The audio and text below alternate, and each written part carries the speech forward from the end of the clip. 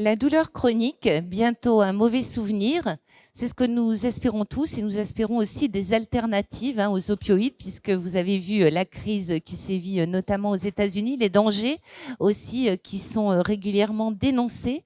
Donc voilà, nous voulons croire en de nouveaux traitements et pour évoquer ce sujet particulièrement important, nous avons le grand plaisir donc d'accueillir Aziz Mokrich, qui est directeur de recherche au CNRS, qui est directeur scientifique de Tafalgi Therapeutics, directeur également de l'équipe douleurs chroniques, mécanismes moléculaires et cellulaires à l'Institut de biothérapie du développement de Marseille. Et les échanges vont être animés par Anne Jean-Blanc, responsable éditoriale de Neuroplanète. Je vous propose de les applaudir tous les deux.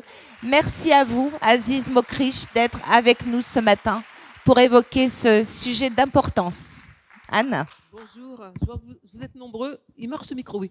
Parce qu'effectivement, la douleur, c'est un vrai problème. Quand on souffre, c'est très compliqué. Alors, aujourd'hui, il n'y a pas la solution miracle, le remède, mais il y a un fort espoir et c'est pour ça que je suis absolument ravie. Merci Aziz d'être avec nous.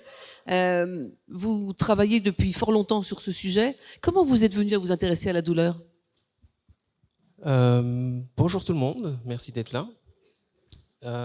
Je me suis intéressé à la douleur en fait quand j'ai commencé mon stage postdoctoral aux États-Unis. Je commencerai par une petite introduction sur ma formation. J'ai fait mes études primaires, secondaires au Maroc, donc j'ai eu mon bac au Maroc. Et ensuite, je suis venu à Marseille pour faire toutes mes études universitaires, où je me suis spécialisé dans un premier temps dans la génétique de développement. Et ensuite, pour faire mon doctorat, je me suis spécialisé dans les neurosciences. Et en thèse, en réalité, je travaillais plutôt sur la maladie de Parkinson. Mais généralement, quand on finit une thèse et qu'on veut essayer de continuer une carrière dans le domaine de la recherche, il est souvent conseillé de changer de thématique. Et là, en changeant de thématique, je suis arrivé à San Diego, dans le laboratoire du professeur Ardem Patapoutian. Je pense que peut-être que vous avez entendu parler de ce monsieur. C'est lui qui a eu le prix Nobel de médecine et de physiologie en 2021. Et en fait, j'ai l'honneur de vous dire que j'étais le premier chercheur postdoctorant dans son laboratoire. Et c'est personnellement moi-même qui a mis en place son laboratoire. Et là, on a contribué en quelque sorte au décodage en gros, des récepteurs impliqués dans différents types de sensations que vous connaissez tous, à savoir comment on sent la température, comment on sent des pressions, des stimulations mécaniques, des stimulations chimiques, etc., etc. Et on va rentrer un peu plus dans les détails de ces mécanismes un peu plus tard. Et c'est là, en fait, où s'est réveillé vraiment dans mon esprit l'idée de dire, OK, on a une telle diversité de neurones sensoriels. Il y a une thématique qui m'intéressait plus particulièrement, c'est la douleur. Et je me suis posé la question, comment on peut en fait utiliser ce système-là pour essayer de comprendre, mais mécanistiquement parlant et profondément, les voies de la douleur, pas la douleur aiguë, parce que vous connaissez tous que c'est la douleur aiguë, mais plutôt la douleur chronique. Quels sont les mécanismes ? La douleur aiguë, elle est salvatrice en plus, parce qu'elle permet de retirer sa main quand c'est trop chaud. Absolument. La douleur aiguë est quelque chose qui est fondamentalement important pour nous. Je ne sais pas si vous voyez... Non. Peut-être on mettra les slides après en expliquant le... Dans un premier temps, c'est juste pour vous dire en quelque sorte que la douleur aiguë, l'exemple, on va y rentrer un peu plus en détail. Vous avez un petit bout de chou là, qui a reçu une petite piqûre et sa réaction, c'est bien sûr une réaction émotionnelle importante qui est « je vais pleurer ». Pourquoi ? Parce qu'il a senti cette piqûre à une vitesse incroyablement importante et je vais plus rentrer dans les détails pour ça. Alors, la douleur aiguë, donc le petit a enlevé sa main. Pourquoi ? Parce qu'en fait, c'est un réflexe de survie. Quelque part, c'est quelque chose qui nous a fait extrêmement mal. Donc, on est équipé d'un kit de survie parce que vous mettez par exemple votre main sur une plaque chauffante, vous allez l'enlever. Je vous pique avec une piqûre, vous allez l'enlever. Et c'est ça qui nous permet d'interagir avec notre environnement et aussi s'accompagner de toute la logistique nécessaire pour interagir de façon parfaite avec notre environnement. Anne, je vais peut-être vous impliquer Et Je ne veux pas souffrir. Honnêtement, Attention, hein. honnêtement, elle ne le sait pas, mais je lui demandais si elle était d'accord pour des surprises. Donc, J'ai dit oui, mais un peu peur quand même. est-ce que vous pouvez juste me montrer votre doigt là, comme ça? Est-ce que je peux vous demander de fermer les yeux? Et ceux qui veulent le faire, n'hésitez pas. Donc là, tout en gardant les yeux fermés, essayez de toucher votre nez. Ouais, fantastique. Elle a fait ça de façon complètement naturelle. Trop Pourquoi? forte. Parce que, en fait, en faisant ça, elle a utilisé deux systèmes extrêmement sophistiqués au sein de notre corps. Un, c'est de contrôler le mouvement de son bras. Ça s'appelle de la proprioception. Et au moment où elle a touché son nez, ce qu'elle a fait, c'est que grâce à son toucher, elle s'est arrêtée. Donc, elle a utilisé sa proprioception et en même temps sa sensibilité mécanique. Et c'est grâce à ça que Anne a réussi à s'arrêter au moment où elle a touché son nez. Il y a des pathologies, malheureusement, où on a une perte totale de cette sensibilité du toucher. Et ce mouvement-là, si Anne avait ce problème-là, elle ne se serait pas arrêtée au moment où elle a touché son nez, elle continuerait à exercer une pression importante là-dessus. Et ça, c'est vraiment fondamental pour vous dire que le système nerveux périphérique est extrêmement important pour notre interaction avec notre environnement au sein de nos vies de tous les jours. On reviendra un peu plus en détail pour expliquer. Alors, donc tout ça vous a conduit à vous intéresser à la douleur. Alors, la douleur. Alors, la douleur aiguë, on vient de le dire, extrêmement quelque chose, un kit de survie pour nous. Elle est soignable. Je vous donne un exemple d'une chirurgie, par exemple. Vous sortez d'une chirurgie, vous avez mal. Le lendemain, quelques jours plus tard, ça va guérir et vous avez cette douleur qui a été traitée juste par des anti-inflammatoires. On peut utiliser un certain nombre de molécules antidouleurs et ça se passe bien. Le problème, c'est la douleur chronique. C'est-à-dire que ce qu'il ne faut jamais oublier, c'est qu'une douleur chronique, au départ, a été une douleur aiguë. Alors justement, la définition, c'est pendant combien de temps, au bout de combien de temps, la vraie douleur chronique, c'est quoi? Exactement. Donc la définition, c'est une douleur et c'est chronicisé quand elle dure au-delà du temps de guérison d'une douleur normale. Mais en médecine, moi je ne suis pas médecin, je suis chercheur au CNRS, mais il est admis que lorsqu'une douleur dure au-delà de 3 mois, on va commencer à dire que cette douleur est considérée comme une douleur chronique. Et elle peut se perpétuer un peu plus dans le temps. Pour mieux, je dirais, élaborer mon propos, je vous invite à commencer à essayer de comprendre quelque chose de fondamental qui est la voie de la douleur. Ce que vous voyez sur cette diapositive... Là, on peut mettre la première diapo, effectivement. C'est celle-là. Voilà. Donc, c'est l'anatomie de la voie de la douleur. Comme je viens de vous le dire, le petit bout de chou, là, il va recevoir une piqûre au niveau de son doigt, imaginons. Ce qui va se passer, c'est que cette piqûre, qui est une stimulation physique, c'est une stimulation mécanique, qui va activer des neurones spécialisés pour la détection des stimulations mécano-nociceptives. C'est une stimulation mécanique. Ça va activer cette fibre nerveuse qui appartient au système nerveux périphérique. Ce qu'il faut vraiment savoir, c'est qu'il y a le système nerveux périphérique et le système nerveux central. Le système nerveux périphérique, c'est tout ce qui énerve votre peau, viscères et tous les organes internes. Mais le système nerveux central, qui commence par la moelle épinière et le cerveau, c'est quelque chose qui est en dehors du système nerveux périphérique. Et pendant très très longtemps, les gens se sont intéressés au système nerveux central, à savoir le cerveau et la moelle épinière, et ils ont complètement ignoré l'importance du système nerveux périphérique. Et là, je vais passer à la diapositive Les médicaments suivante. actuels fonctionnent sur le système nerveux central. Beaucoup de médicaments ont été en fait utilisés pour en quelque sorte bloquer l'information qui émane du système nerveux central. Mais je disais que le système nerveux périphérique a été ignoré. Pourquoi? Et ça a été même dit le mal-aimé des neuroscientifiques. Pourquoi? Et on comprenait vraiment pourquoi. Mais vous avez un exemple ici où vous voyez cette jeune femme qui s'appelle Ashley, que j'ai personnellement eu l'occasion de rencontrer quand j'étais aux États-Unis. Cette jeune fille est née avec une mutation qui détruit entièrement ses neurones nociceptifs. Si je lui demande de faire ce qu'a fait Anne, elle va fermer les yeux, elle va sans problème trouver son nez. Par contre, si vous prenez un couteau et vous lui plantez dans les doigts, dans les mains, elle va rien sentir. C'est ce que vous avez fait comme expérience? Non, heureusement que non. Cette jeune fille est née comme ça. Elle est née avec ce qu'on appelle une insensibilité congénitale à la douleur, et pour compliquer encore plus les choses, avec une anhydrose, c'est-à-dire qu'elle est incapable de transpirer. Transpirer, ça voudrait dire que, en fait, quand on transpire, quand on a une fièvre, il y a la température qui augmente, vos neurones périphériques sentent en réalité qu'il y a une augmentation de la température corporelle, et c'est comme ça qu'on va commencer à élaborer le système de transpiration pour dégager en quelque sorte la température vers l'extérieur pour pouvoir refroidir le corps. Cette jeune femme, et à l'époque quand on n'avait pas détecté ce type de mutation et l'impact sur la vie de cette mutation sur les individus, ces enfants mouraient très très très jeunes à la naissance, juste après la naissance. Pourquoi? C'est très dangereux de ne pas ressentir la douleur. Exactement. Parce que, 1, ils ne sentent pas la douleur. 2, ils sont incapables de dire j'ai très froid ou j'ai très chaud. C'est-à-dire que s'ils ont une fièvre, ils ne vont pas pleurer. Et s'ils ont une baisse de température, ils ne vont pas l'annoncer non plus. Et du coup, c'est comme ça en fait qu'on meurt à la naissance à cause de ce type de problème.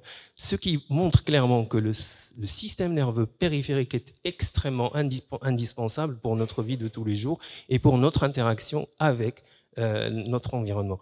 Ce qui sous-entend que si on veut rentrer dans des problématiques de traitement de la douleur, il faut mettre ce système nerveux périphérique dans l'équation de la résolution des problématiques de douleur.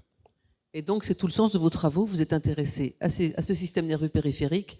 Racontez-nous la suite parce que c'est exactement. Et ça, pour que l'audience ici comprenne bien le propos que je voudrais développer avec vous aujourd'hui, Anne, je vais encore vous impliquer dans ma présentation.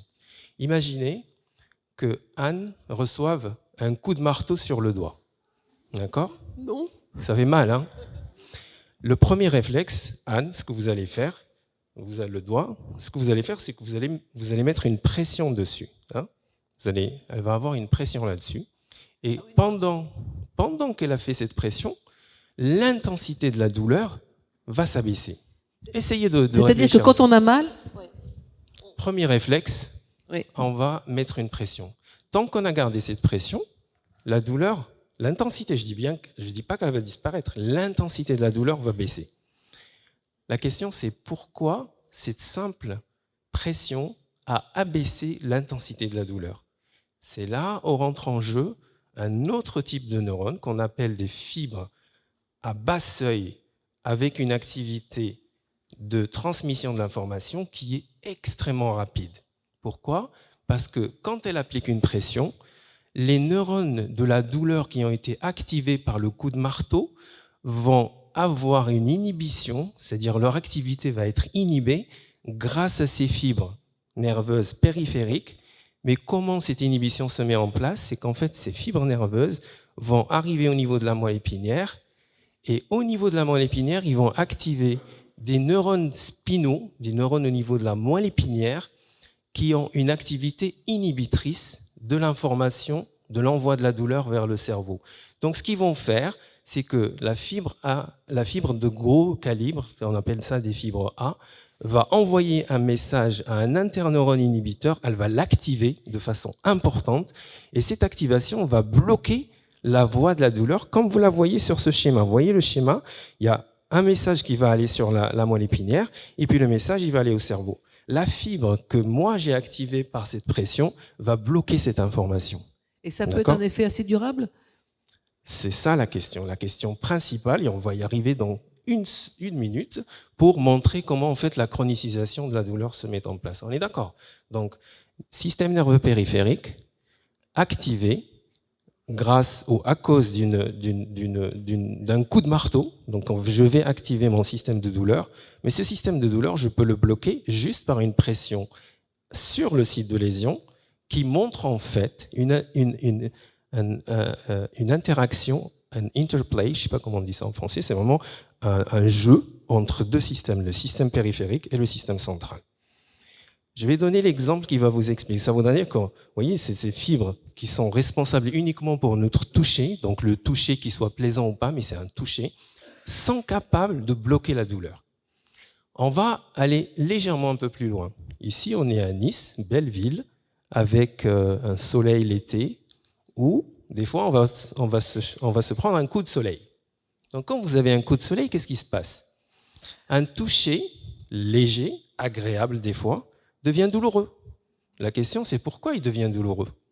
C'est parce que, et là on va rentrer vraiment dans la mécanistique de la chose, c'est que le coup de soleil, les UV, ont fait un genre de dommage, c'est une lésion au niveau de la peau.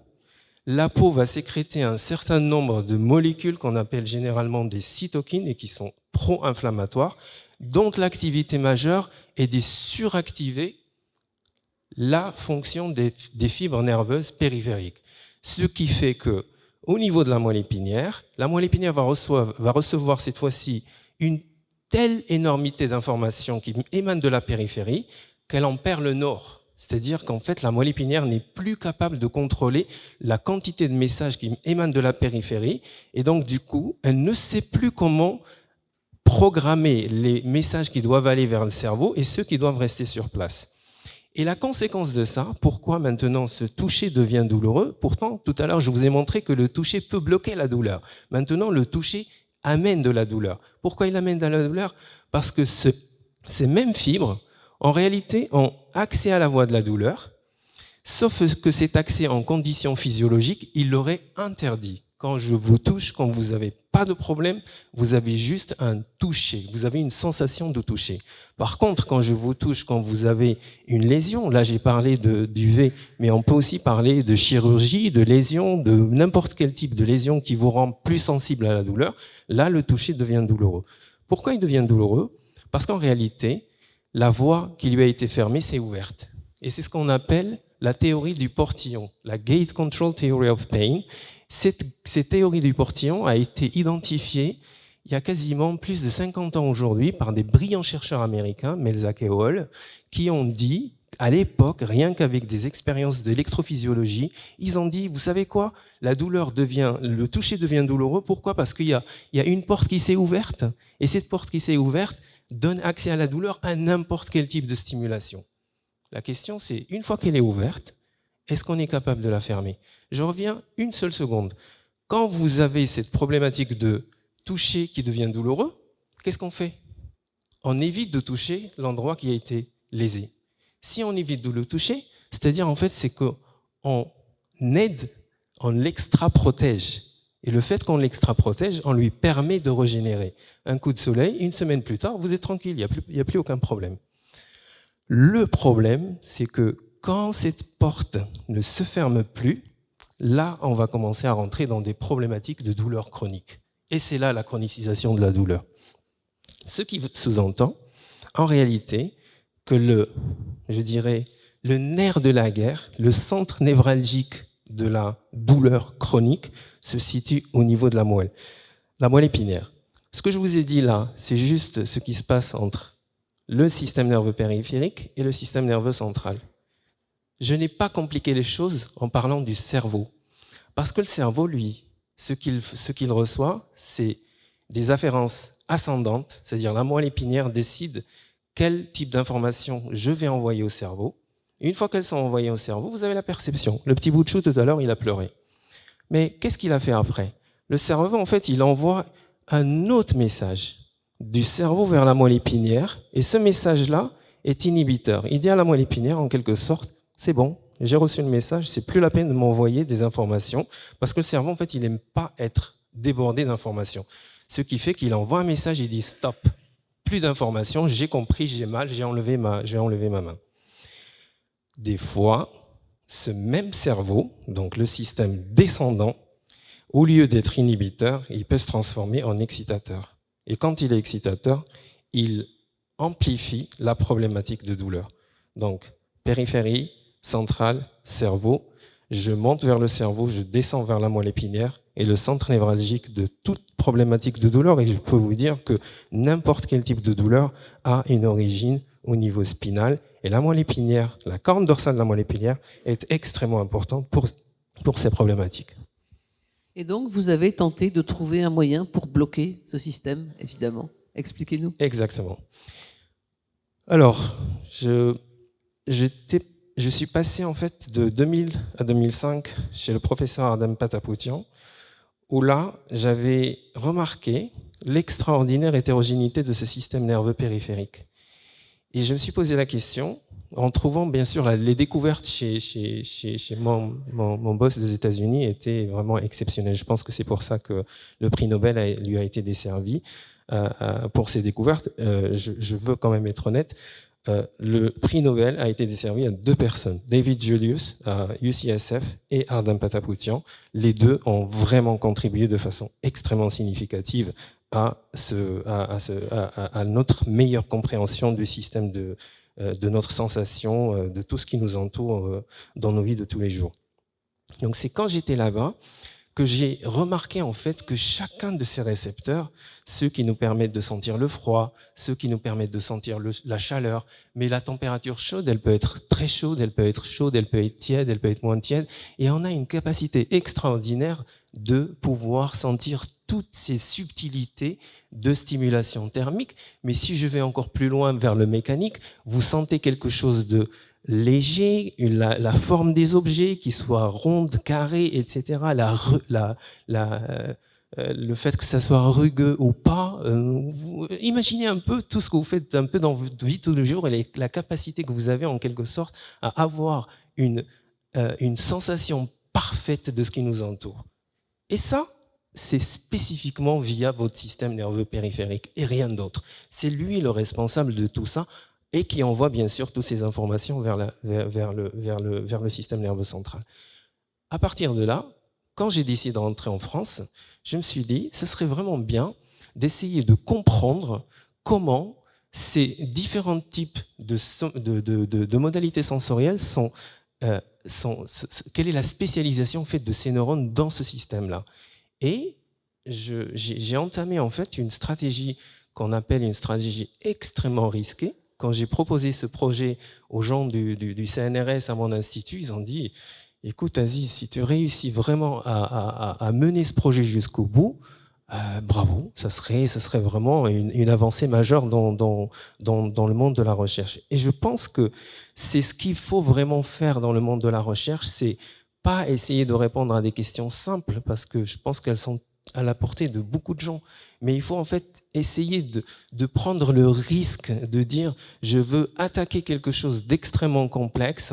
Si ça marche, tant mieux. Si ça marche pas, c'est pas grave. Dans tous les cas, j'aurais essayé et j'aurais pas eu le regret de ne pas essayer. Et donc j'ai attaqué. Et voilà, ça a marché. Exactement. J'ai attaqué ce projet-là.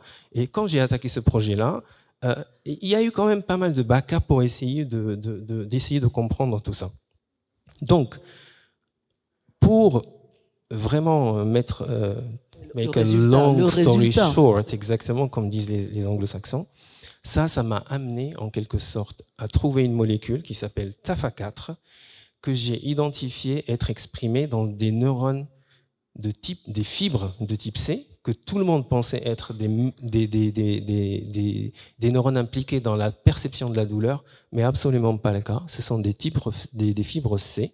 Ces neurones ressemblent à des neurones de la douleur, mais en fait, ils sont impliqués dans ce qu'on appelle le toucher plaisant. Mais vraiment le toucher plaisant, pas le toucher. C'est-à-dire que le bébé, quand il est né, quand on le met corps à corps contre sa maman ou son papa, les premiers neurones qui sont activés, ce sont ces neurones qu'on appelle des C-low threshold mechanoreceptors. Ce sont des mécanorécepteurs à bas seuil et qui sont vraiment responsables de ce premier contact entre l'enfant et ses parents. Donc, ces neurones ont été décrits par un neurophysiologiste suédois. Je fais là un petit clin d'œil à mon président, Eric Schettini, avec qui on a co-found. On a fondé la société Taphagy Therapeutics parce qu'il a des origines suédoises aussi.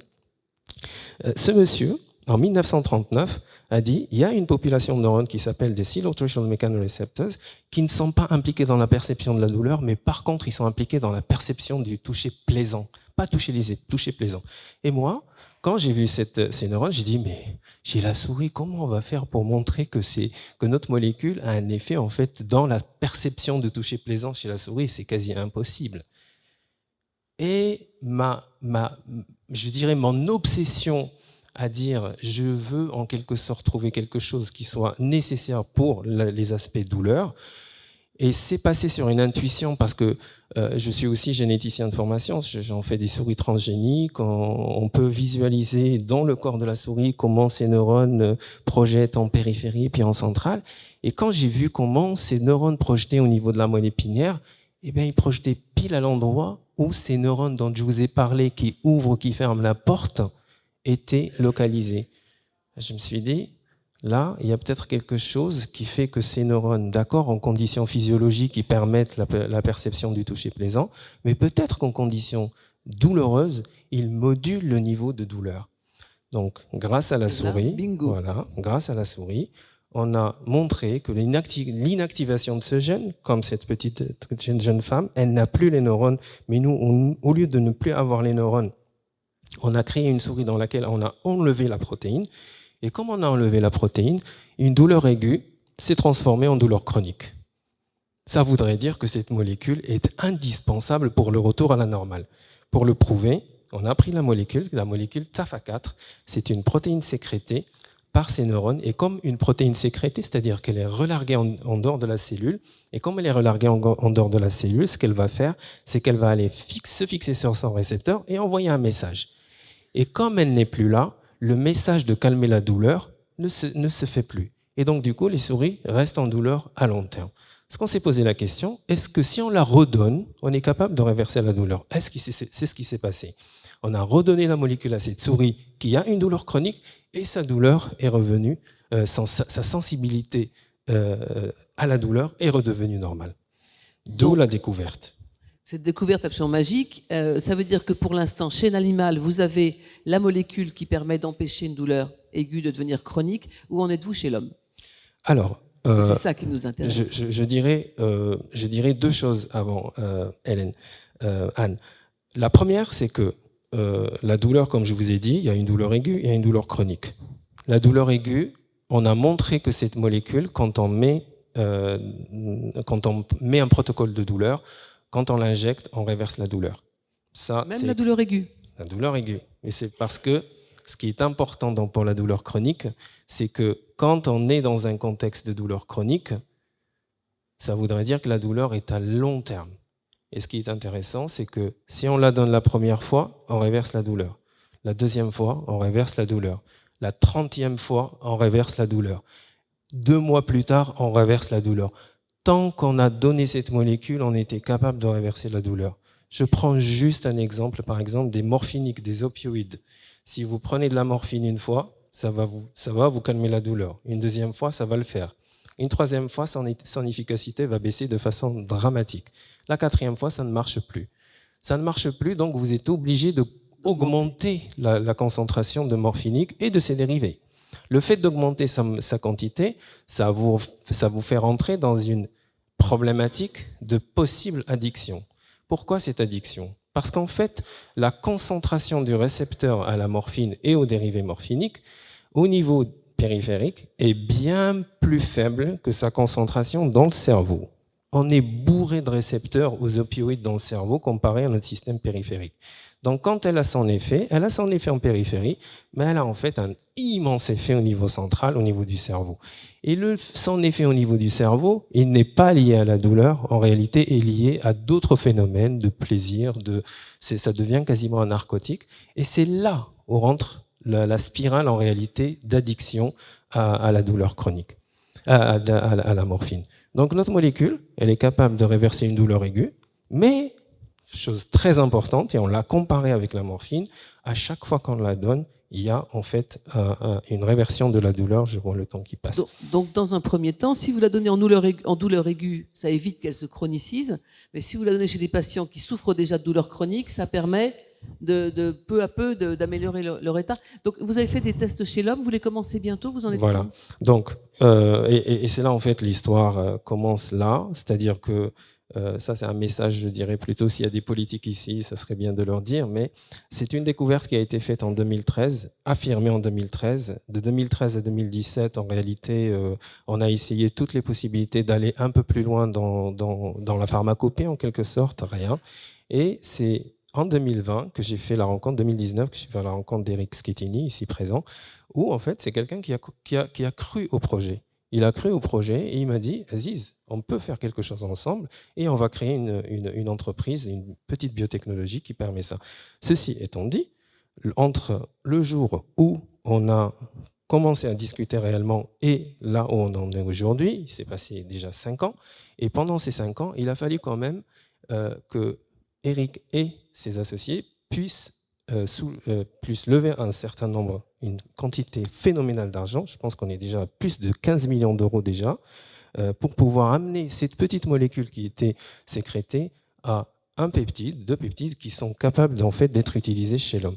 Le process est tellement lent il faut qu'on parle un petit peu chez l'homme parce que voilà, là, je pense que c'est quand même ce qui nous intéresse le plus là maintenant. Aujourd'hui, on a passé toutes les étapes pour pouvoir avoir la première injection chez l'homme qui se fera en avril 2025. Donc, quand on me dit injection chez l'homme, c'est que c'est le mois prochain. Elle sera testée chez l'homme, testée bien sûr sur son effet déjà toxicité. Et ensuite, on espère d'ici la fin 2025 avoir les premières preuves d'efficacité chez l'homme. Et honnêtement, au vu de tout ce qu'on a vu jusqu'à maintenant, je pense qu'on a un très bel espoir de cette molécule pour qu'elle aille un peu chez l'homme pour guérir justement la vie.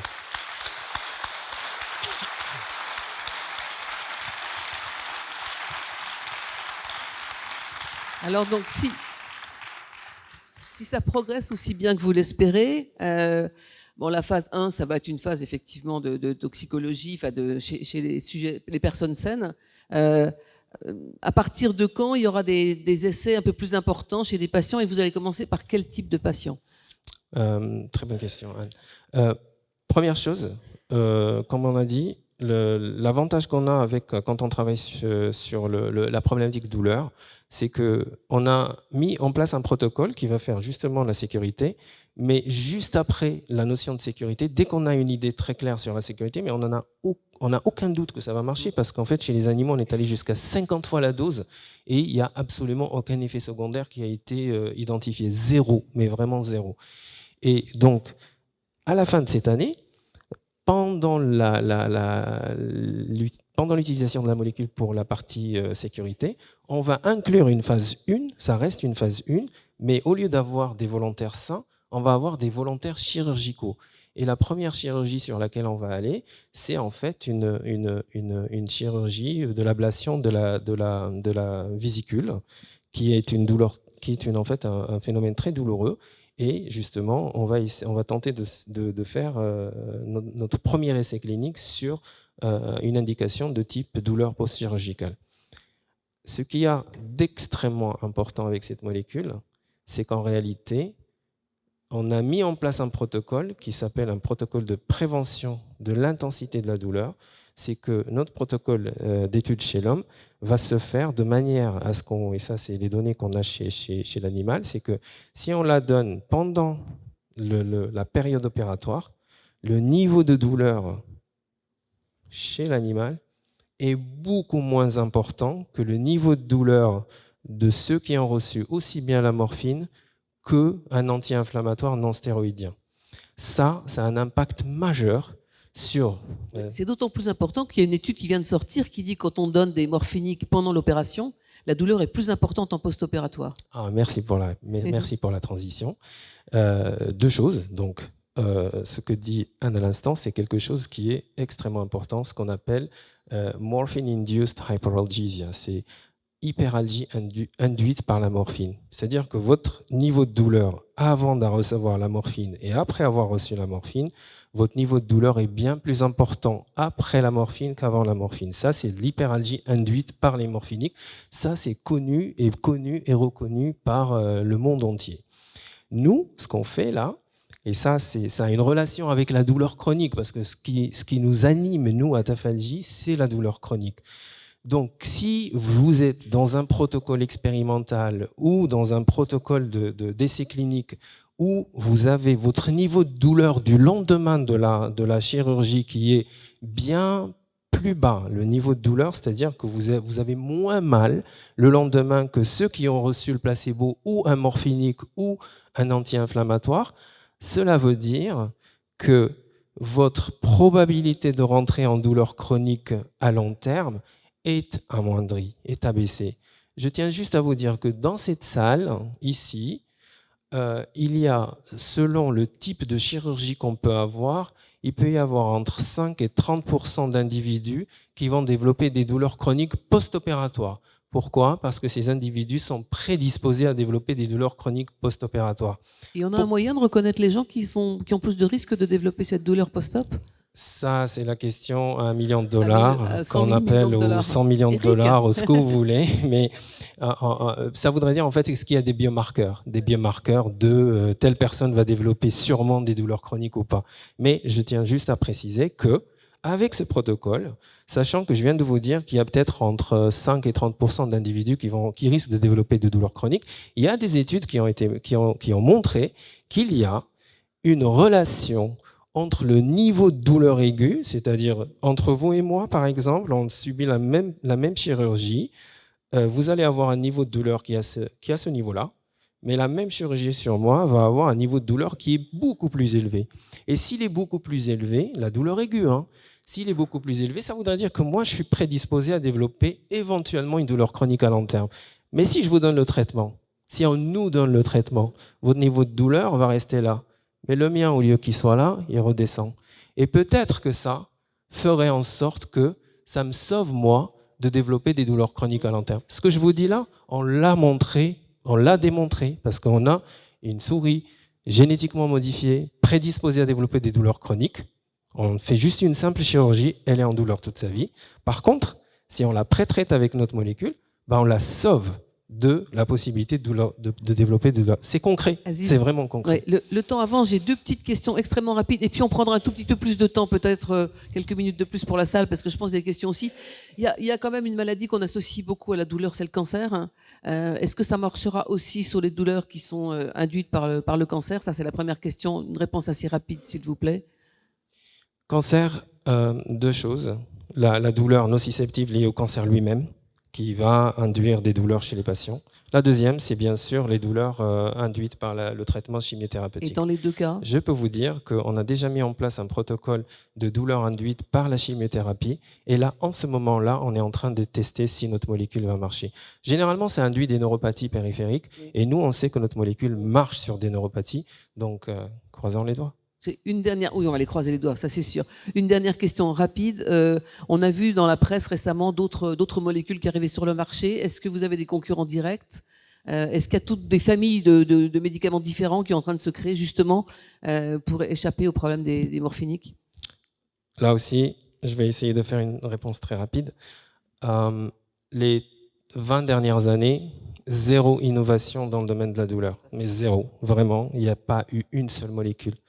Aujourd'hui, il y a déjà une première molécule d'une très grande biotech américaine qui s'appelle Vertex, qui vient d'avoir l'autorisation de la FDA pour mettre en place en fait un nouveau médicament antidouleur qui est basé, encore une fois, sur bloquer un canal, c'est-à-dire en fait la molécule qui est nécessaire pour transmettre l'information douloureuse de la périphérie avec le central. Donc on bloque, on coupe le circuit, comme vous voyez sur le diapositive là-bas. Donc quelque part, c'est quelque chose qui est commun à tout ce qui a été fait auparavant. Donc notre molécule ne marche absolument pas comme ça. Le seul à utiliser le portillon, c'est vous finalement. On va laisser les questions de la seule. Le portillon, c'est vraiment c'est notre spécificité. Et comme je disais à l'instant, il y a beaucoup de douleurs qui passent par là. Donc si on target cet aspect-là, ça serait. Hélène, on a un petit peu abusé du temps, mais c'était tellement passionnant. Bien sûr, voilà. Bien sûr. Donc déjà, on vous applaudit, on vous remercie. On va faire des questions courtes, des réponses courtes, s'il vous plaît, en commençant par la gauche, on vous écoute. Oui, bonjour monsieur, vous m'entendez là? Oui. D'accord. Je voudrais vous poser une question. Je connais une personne qui a eu un zona il y a 10 ans. D'accord. Le zona est terminé, sauf que la douleur est toujours là au bout de 10 ans. Alors, le docteur a dit que c'était extrêmement rare de tomber sur des personnes comme ça. Et c'est surtout une question de douleur incessante toute la journée, le drap, les vêtements. Merci. Voilà. Je voulais savoir s'il y a possibilité de faire quelque chose. Ce qu'a votre ami, c'est ce qu'on appelle une douleur chronique post-herpétique. C'est clairement le zona. Hein. Le zona, c'est vraiment, quand on est petit, on a attrapé non, c'est la varicelle, la chickenpox. C'est la varicelle. En fait, la varicelle, quand on l'attrape, elle ne disparaît jamais. Le virus lui-même, ce qu'il fait, c'est qu'il revient dans le ganglion et il se cache. Et un jour, souvent, c'est un choc émotionnel. Ce qui va se passer, c'est qu'il va ressortir et vous avez en fait un zona très localisé. Et ce zona, il y a des gens chez qui ça va passer et d'autres chez qui va arriver exactement ce que je vous ai expliqué. Il y a eu une affection tellement importante du périphérie qui a noyé le système nerveux central et qui a fait que la porte s'est ouverte et ne s'est plus fermée. Et c'est à cause de ça, en fait, que cette personne-là va souffrir pendant très longtemps à cause de ça, parce qu'elle n'a aucun moyen de fermer cette porte.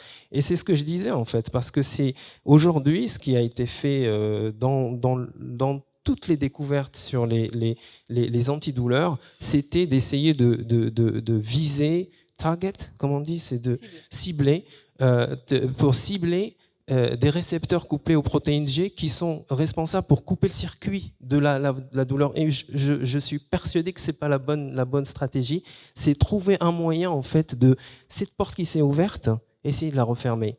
Mais essayer de la refermer, ça ne veut pas dire qu'on guérit, c'est juste calmer la douleur de temps en temps. Mais comme notre molécule ne développe pas de tolérance, parce qu'on l'a testé pendant plusieurs semaines, et le fait qu'on l'ait testé plusieurs semaines et qu'elle garde son activité antidouleur, ça a permis en quelque sorte de montrer qu'elle ne développe pas de tolérance, donc il n'y a pas d'accoutumance, et donc on peut la prendre à très long terme. Donc, merci beaucoup. Madame, vous avez une question ? Merci. Oui, alors vous parlez de cette molécule quasi magique, mais j'aimerais que vous nous redisiez bien clairement le nom ou qu'il s'affiche le nom de cette molécule, s'il vous plaît. Elle n'est pas vendue encore. Hein. Non, mais parce que... Merci pour la question. En fait, on a déjà fait plusieurs publications sur cette molécule. Cette molécule s'appelle TAFA4, TAFA4. Et vous regardez juste sur Google, vous avez plein de publications là-dessus. Et le chiffre 4, on repart. D'autre part, j'ai une question personnelle par rapport à une tendinite qui est chronique depuis 1 an et demi. Quel que soit ce que je fais, rien ne s'améliore.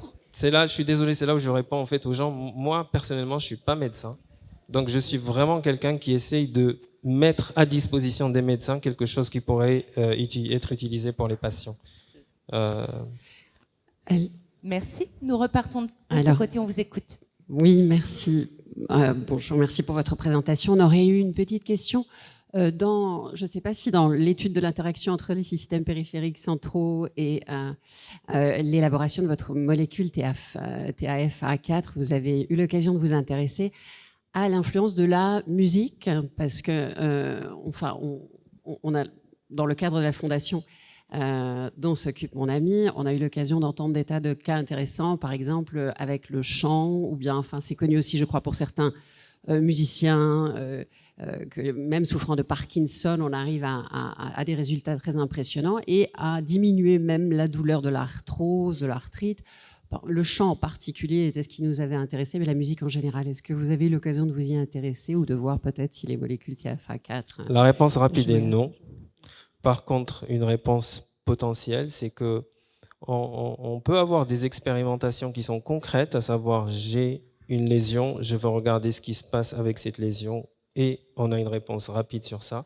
Par contre, on peut aussi poser la question sur qu'est-ce qui se passe si j'enrichis l'environnement de la personne. Nous, on travaille en particulier sur l'animal. Si j'enrichis l'environnement de l'animal, est-ce que je peux avoir un effet encore meilleur de ma molécule ou pas? et est-ce que je peux avoir un effet direct de cet enrichissement sur ce que je regarde, d'accord, sans la molécule. Ce n'est pas un effet placebo, c'est juste un effet de l'enrichissement de l'environnement de la souris sur, justement, par une récompense, par mettre des molécules, des instruments sur lesquels la souris peut jouer, des roues, etc. Et ça s'appelle vraiment un enrichissement de l'environnement. Est-ce que ça aide? On n'a pas fait ce genre d'expérimentation personnellement. Merci beaucoup. Une question de ce côté, on vous écoute. Bonjour. Est-ce que l'on pourrait savoir combien de temps va durer l'essai clinique et à peu près dans combien d'années on peut espérer avoir ce médicament en Europe, par exemple? Alors, l'accord de la FDA à Vertex est un momentum important. Ça voudrait dire que les autorités ont repris confiance dans la recherche qui se fait dans le domaine de la douleur. Donc, la phase 1, comme je vous ai dit, elle finit fin 2025. Juste après, on va commencer la phase 2. Et à partir de la phase 2, on peut déjà inclure des patients qui sont atteints de douleur ou des patients, pas des volontaires cette fois-ci, mais faire nos indications comme la chirurgie, les grands brûlés, s'attaquer à des douleurs neuropathiques d'étiologies différentes. Et vous pourrez faire donc ça en France? Oui, on espère quand même que ça va se faire en France. Et a priori, ça devrait être dans les 2-3 années qui arrivent, mais il y a quelque chose qu'on devrait tous savoir aussi, c'est qu'il y a l'Europe, mais il y a aussi les États-Unis. Ce sont deux endroits où il faut absolument aller. Et il y a ce qu'on appelle les fast track. Et quand on a un fast track, on peut en fait arriver rapidement dans la molécule, soit à la disposition des gens, on espère, dans les 6-8 ans, 5-6-8 ans. Merci beaucoup. Alors, je vous propose de prendre la dernière question. On vous écoute. Oui, bonjour. Simplement, pour que ça soit bien clair pour tout le monde, il y a action sur la douleur, mais pas forcément sur l'inflammation. C'est-à-dire que est-ce qu'on coupe circuit la douleur et l'inflammation persiste, ou on arrive quand même à faire baisser l'inflammation?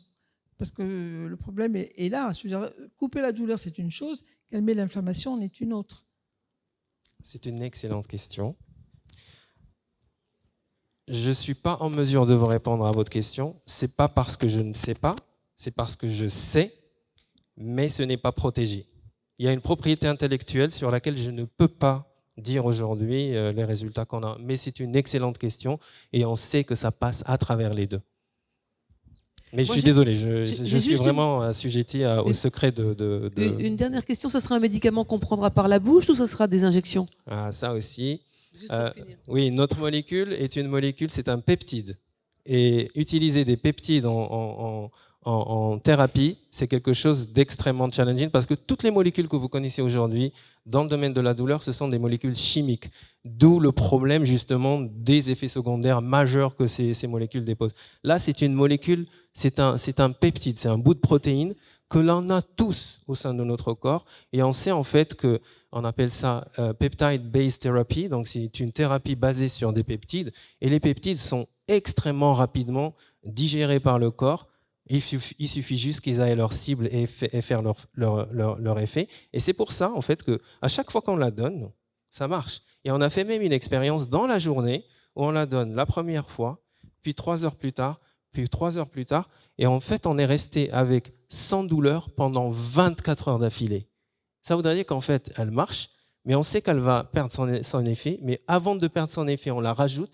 Elle continue à avoir son effet et encore, et encore, et encore. Et sans qu'il y ait vraiment de ce qu'on appelle une désensibilisation. C'est ce qui se passe souvent pour les autres molécules. Désensibilisation, ça veut dire quoi? J'ai ma membrane, j'ai mon récepteur qui a exposé à l'extérieur. Là, quand il est exposé à l'extérieur, il va recevoir son ligand. Et quand il reçoit son ligand, il va faire son activité. La désensibilisation, c'est que la cellule est très maligne. Elle n'en peut plus de ce truc-là. Donc, ce qu'elle fait, c'est qu'elle le fait rentrer à l'intérieur de la cellule. Il y a le ligand, mais il n'y a rien pour se fixer dessus, et donc c'est pour ça qu'il n'y a plus d'effet. Celle-là, elle reste, son récepteur reste à la membrane, et à chaque fois qu'elle en a besoin, ça fait son effet antidouleur. Voilà. Merci beaucoup. Merci, Aziz. on vous applaudit.